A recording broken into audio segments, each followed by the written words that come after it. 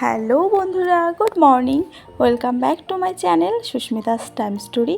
I hope সকলেই ভালো আছো, আর আমিও ভালো আছি। আজকে হচ্ছে সোমবার, এখন ঘড়ি কাটায় বাজে 8:30। তো ঘুম থেকে উঠেছি ওই 6:30 মতো করে। তারপর উঠে বাসি কাজগুলো করে বাসি নাইটিটা ছেড়ে এখন কুর্তি পরে নিয়েছি। আর কুর্তিটা পরে এই যে সোজা চলে এসেছি আয়নার সামনে সকালে স্কিন কেয়ারটা করতে। স্কিন কেয়ার বলতে সেভাবে আমি কিছুই করি না, তবুও একটু আধটু তো নিজের যত্ন নিতেই হবে বলো। সংসারটাকে যেহেতু ভালোবাসি, সংসারকে ভালো রাখার জন্য, সকলকে ভালো রাখার জন্য আগে নিজেকে ভালো রাখতে হবে। তাই একটু আধটু পরিচর্যা তো করতেই হবে বলো। সংসারের সারাটা সময় তো সংসারের মধ্যেই কেটে যায়, তবে ওই সারাটা দিনের মধ্যে একটু আধটু সময় বের করে ওই একটু আধটু নিজের পরিচর্যা করি। তো যাই হোক, তার মধ্যে সকাল টাইমটাও একটা ইম্পর্টেন্ট, মানে নিজের যত্ন নেওয়ার জন্য। তো এখন দেখো ওই একটু সানস্ক্রিনটাই মানে ব্যবহার করি, তো সেটাই আমি এখন মেখে নিচ্ছি। আর হচ্ছে চুলটাকে একটু উঁচু করে বেঁধে নেব। আর কি গরম পড়েছে এই ভ্যাপসা গরমের মধ্যে, ঘুম থেকে উঠতে না উঠতেই তো মানে রোদের এত তাপ। তারপরে হচ্ছে মানে কাজ করব কি, মানে হাঁপাচ্ছি আর কাজ করছি, ওই একটু করে ফ্যানে বসছি আর কাজ করছি, এরকমভাবে সারাটা দিন কাটছে। তো যাই হোক, এখন পুরোপুরি ফ্রেশ হয়ে নিলাম। আর কুর্তিটা পরে নিয়েছি একেবারে, যে একটু বাজারেও যেতে হবে, তো সেই কারণে কুর্তিটা পরে নিয়েছি। তারপরে এখন কাজগুলো করব। কাজগুলো বলতে তোমার চা খাওয়া হয়নি, চা খাবো, সকালে ব্রেকফাস্ট রেডি করব, বিছানার চাদর চেঞ্জ করব, অনেক কাজ আছে সেগুলো করব, তারপরেই বাজারে যাব। তো যাই হোক, সব প্রথমে সেটা হচ্ছে বেশ কয়েকদিন ধরে আমি খালি পেটে যে জলটা খাই, তো তার সাথে সাথে এই যে মেথি ভেজানো জলটা এখন শুরু করেছি খাওয়া। যেহেতু আমার ব্লাড সুগার রয়েছে, তো সেটা জন্য কিন্তু মানে কি বলবো, এই মেথি জলটা কিন্তু খালি পেটে খাওয়া ভীষণ একটা মানে উপকার, যাকে বলে ব্লাড সুগারটা অনেকটা নিয়ন্ত্রণ করতে সাহায্য করে মেথি জল। শুধুমাত্র সুগার পেশেন্ট বলে নয়, আমাদের স্কিনের জন্য, চুলের জন্য কিন্তু ভীষণ একটা উপকারী জিনিস হচ্ছে মেথি। কারণ চুলের যত্নে তো মানে এর গুণ একেবারে অপরিহার্য, বলে শেষ করা যাবে না। তো স্কিনের জন্য কিন্তু এর অনেক গুণ রয়েছে। তবে কথায় আছে না, হাজারো প্রবলেম সলিউশন একটাই, তো এটাই হচ্ছে এই মেথি জল। তো যাই হোক, আমাদের যেমন কোনো রোগ হলে সেটার ওষুধ কিন্তু কখনোই টেস্টি হয় না, তবে এটাও কিন্তু খুব মানে টেস্টি খাবার নয় যে আমরা আমাদের মুখের স্বাদ মতো এটা খাবো। তো রোগের ওষুধ কিন্তু তেতোই হয়। তবে সে যাই হোক, তবে এটা খাওয়া যাবে, মানে যেতে পারে। তো কিন্তু আমাদের অনেক সমস্যার হাত থেকে সেই কড়া কড়া ওষুধ খাওয়ার থেকে এটা খাওয়া কিন্তু অনেকটাই বেটার, আমার যেটা মনে হয়। তবে কয়েকদিন আমি এটা খেয়ে যে একটু একটু উপকার পেয়েছি সেটা আমি বুঝতে পারছি। তবে এটা আমি কন্টিনিউ করে যাব, আর তারপর তোমাদের সঙ্গে আমি শেয়ার করব যে কতটা কি উপকার পেয়েছি। তো যাই হোক, যেহেতু আমি তোমাদের সঙ্গে ডেলি রুটিন শেয়ার করছি, তাই এটাও আমার একটা ডেলি রুটিনের মধ্যে পড়েছে, তাই আমি তোমাদের সঙ্গে ডেলি ব্লগে এটা শেয়ার করে দিলাম, ঠিক আছে? তো যাই হোক, তোমরা বা অন্য কিছু ভেবে নিও না। তো আমি কিন্তু এইভাবেই কি বলবো, মনে সাহস আর বুকে বল নিয়ে একটু একটু করে জীবনের পথে এগিয়ে যাচ্ছি, মানে এগোচ্ছি। আর কি বলবো, বুকে বল আর মনে সাহস না থাকলে কিন্তু এগোনো সম্ভব নয়। তো যাই হোক, তোমাদের সঙ্গে অনেক বকবক করে ফেললাম, অনেকটাই জ্ঞান দিয়ে ফেলেছি, তোমরা একটু কম কম নিও। তো যাই হোক ফ্রেন্ডস, কিছু মনে করো না। দেখো এবার কি বলবো, ওই যে মেথি জলটা খাওয়া হলো, তারপরে খালি পেটে জলটাও খেয়ে নিয়েছি। আর এখন এই যে বিছানাটাকে সুন্দরভাবে গুছিয়ে নিলাম, আর বেডশিটটা চেঞ্জ করে দিয়েছি আজকে। সেই যে ষষ্ঠীতে এই নতুন বেডশিটটা পেতেছিলাম, তো টানা চলছিল। তো যাই হোক, এখন একেবারে চেঞ্জ করে একটা কাঁচা ধোয়া বেডশিট একেবারে পেতে দিলাম। তো চলো, তারপরে এগুলো কেচে নিয়ে সোজা চলে এসেছি ছাদে। এখন এগুলোকে মেলে দিব, তারপরে হচ্ছে ব্রেকফাস্ট রেডি করব। তো চলো বন্ধুরা, এইভাবে কিন্তু আমি কিন্তু মানে সমস্ত কাজগুলো নিয়ম মাফিক করে করার চেষ্টা করি। তাতে করে কি হয়, সব কাজ টাইমের মধ্যে গুছিয়ে করা যায়, এবং কি বলবো, তাতে করে ওই খাপছাড়া হয় না কাজগুলো। তো এরকমভাবেই আমি কিন্তু একটার পর একটা কাজ আমার নিয়মে কিন্তু আমি করে নিই। তো প্রত্যেকের সংসারের কাজ একই হলেও কিন্তু নিয়ম কিন্তু আলাদা। যে যার সংসার কি বলবো, যার যার সংসারে সে তার মতো নিয়ম করে কাজগুলো করে। তো আমিও কিন্তু আমার সংসারে এরকমভাবে আমি নিয়ম মেনে কাজগুলো করি। নিয়ম বলতে মানে রুটিন ওয়াইজ। তো এটাই। এখন দেখো কাঁচা ধোয়াগুলো করে আসলাম, মামামকে ওইদিকে একদম ফ্রেশ করিয়ে দিয়েছি।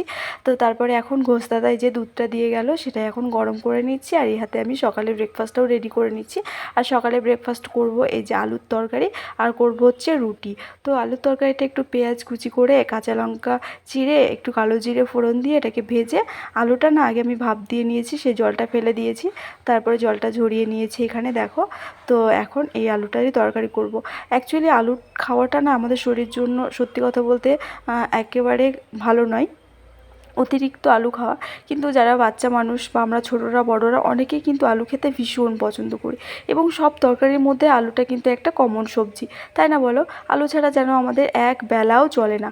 তো সেক্ষেত্রে আলুটা যদি আমরা ভাপ দিয়ে খাই তবে সেটা কিন্তু আমাদের ক্ষতি করে না, এবং আমরা অনায়াসে আমাদের দিনও কেটে যায় মানে আলুকে সঙ্গে নিয়ে। তো যাই হোক, যেহেতু আমার ব্লাড সুগারটা ধরা পড়েছে বলে অনেক কিছু আমি জানতে পারছি, এবং অনেক কিছু খাবার মেনে জুনে সবটা মানে সবটাই যেন খাওয়া যায়, এবং সেটা যাতে ক্ষতি না করে সেইভাবে খাওয়ার চেষ্টা করছি। তো যেগুলো মোটামুটি করি সেগুলো তোমাদের সঙ্গে আমি শেয়ার করব, একটা একটা করে করছি হয়তো আমার ব্লগে, তোমরা যারা দেখো কন্টিনিউ তারা হয়তো বুঝতে পারবে। তো যাই হোক দেখো আলুটাকে এইভাবে ভেজে নিলাম, তারপরে অল্প একটু জল দিয়েছি, একেবারে ঝোল ঝোল করবো না যেহেতু রুটির তরকারি, একেবারে গামাখা গামাখা করবো। তো এদিকে তরকারিটা হয়ে গেল, এখন এই যে রুটিটা করে নেবো। তো চলো বন্ধুরা, তোমরা ব্লগটা দেখতে থাকো পুরোটা। মানে আমিও একটু তাড়াই আছি জানো তো, রোদ্রে গরমে বাইরে বেরোনো একেবারেই মানে যাচ্ছে না বললেই চলে। তবুও যেহেতু মুদিখানা মাসকাবারি বাজার না একেবারেই শেষ হয়ে গেছে, না নিলেই নয়। আর তোমাদের দাদাভাই তো একেবারে সময়ই পাচ্ছে না যে ও একটু বাজার হাট করে এনে দেবে। তো সেই কারণে এই সানডে ছুটি পেয়েছিল, তো সানডে একটা কাজ পড়ে গেছিলো তাই আর যেতে পারিনি। তো সেই কারণে আজকে আমাকেই যেতে হচ্ছে। আর একটা ছোট বাচ্চা নিয়ে বাইরে এই রোদের মধ্যে বেরোনো কী যে কষ্টকর, যাদের ছোট বাচ্চা আছে তারা খুব ভালো করে বুঝতেই পারবে। তো সেই কারণে তাড়াই আছি, যে এমনিতেই প্রচণ্ড রোদ গরম পড়েছে, তো যাবো আর আসবো। তো দেখা যাক কতটা কি করতে পারি। এবার যদি না খেয়ে যায় তবে বাজার থেকে আসতেও লেট হয়ে যাবে, আর কখন ব্রেকফাস্ট করবো আর কখনই বা দুপুরে রান্না করবো বলো? তো সেই কারণে আগে সকালের খাবারটা খেয়ে তারপরেই বেরোবো। তাতে যদি দুপুরে রান্নাটা একটু হতে দেরি হয় হোক, অসুবিধা নেই, কারণ মামামের দুপুরের খাবার রেডি থাকে। দুধটা তো গরম করলাম দেখলে, দুধ দিয়ে তারপরে ওকে ছাতু যেহেতু একবেলা করে খাওয়াই সেটা বিকেল টাইমে, তো সেটা আজকে দুপুরে খাইয়ে দিব। দুপুরের রান্নাটা হতে যেহেতু লেট হবে, তো সেই কারণেই। তো কী আর করা যাবে, চলো ঝটপট রুটিগুলো আমি ভেজে নিই।